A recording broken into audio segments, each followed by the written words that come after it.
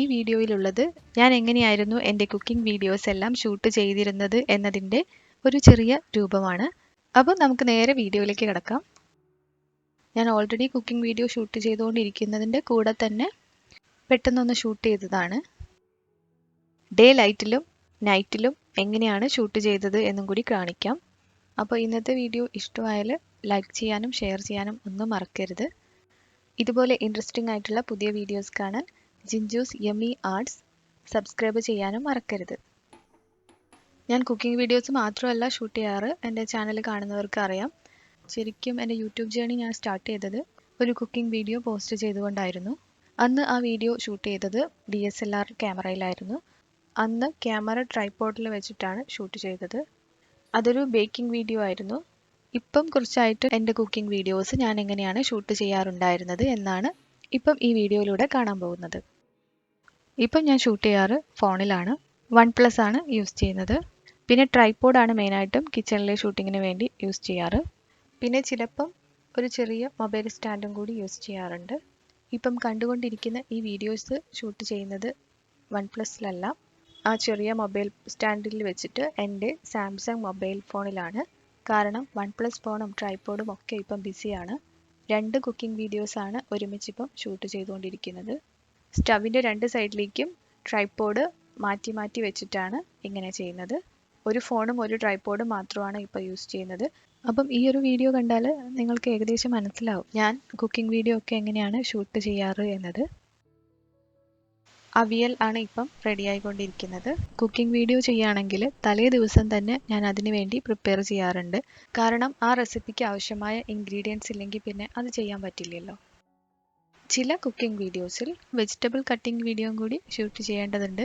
അപ്പോൾ കട്ടിങ്ങിന് വേണ്ടി camera set ചെയ്ത് അതിൻ്റെ പൊസിഷനൊക്കെ നോക്കി ലൈറ്റൊക്കെ നോക്കി അറേഞ്ച് ചെയ്ത് വരുമ്പോഴേക്കും കട്ടിംഗ് ഒക്കെ കുറച്ചും കൂടി ഒന്ന് സമയമെടുക്കും.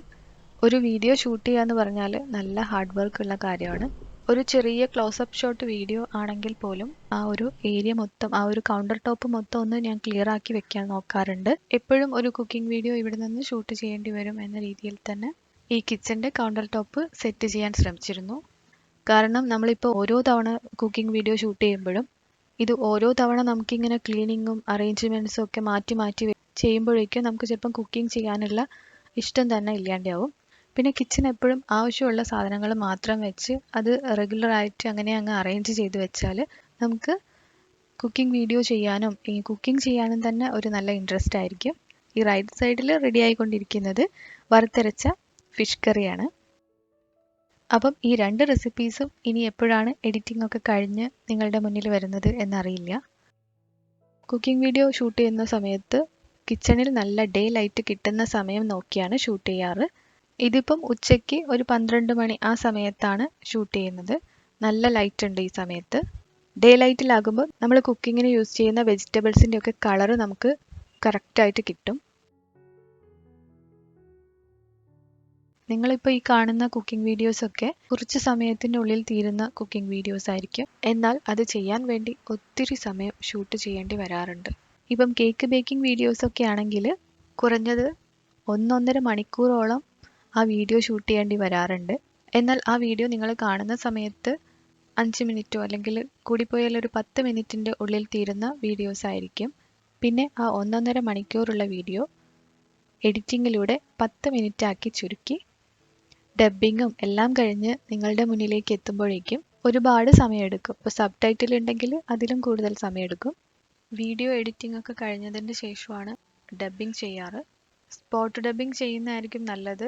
ബാക്ക്ഗ്രൗണ്ടിലുള്ള വോയിസ് ഒക്കെ ഡിസ്റ്റർബ് ആവുന്നത് കൊണ്ടാണ് ഞാൻ സ്പോട്ട് ഡബ്ബിങ് ചെയ്യാത്തത്. ഇപ്പം വീഡിയോസൊക്കെ ഷൂട്ട് ചെയ്യുന്നുണ്ടെങ്കിലും ചിലപ്പോൾ മാസങ്ങൾ കഴിഞ്ഞിട്ടായിരിക്കും ഞാനത് എഡിറ്റിംഗ് ഒക്കെ ചെയ്യാനിരിക്കുന്നത്.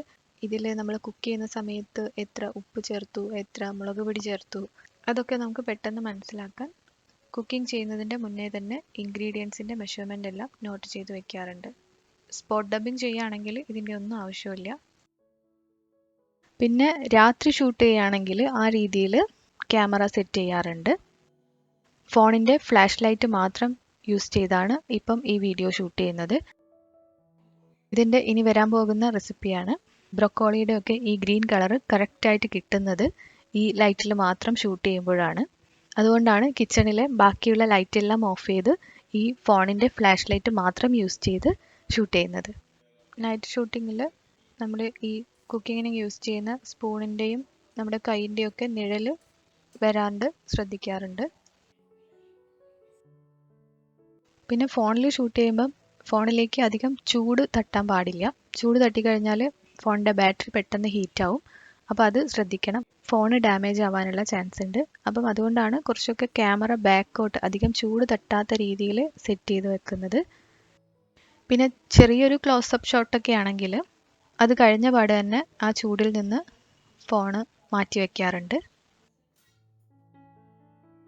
എണ്ണയിൽ ഫ്രൈ ചെയ്തെടുക്കുന്ന ഐറ്റംസ് ഒക്കെ ഷൂട്ട് ചെയ്യുന്ന സമയത്ത് ഫോൺ നന്നായിട്ട് ചൂടാവാറുണ്ട്. കുറച്ചൊരു ബാക്കോട്ട് വെച്ചാലും ഫോണിൻ്റെ ബാക്ക് സൈഡ് നന്നായിട്ട് ഹീറ്റ് ആവാറുണ്ട്. കാരണം ആ എണ്ണയുടെ ചൂടും കൂടി ആകുമ്പം മൊത്തത്തിൽ ഒരു ചൂട് കൂടുതലായിരിക്കുമല്ലോ ആ ഒരു ഏരിയയിൽ. അതുകൊണ്ടാണ്. അപ്പം അതുകൊണ്ട് തന്നെ ക്യാമറ അതിനനുസരിച്ച് സെറ്റ് ചെയ്യാനും ശ്രമിക്കാറുണ്ട്.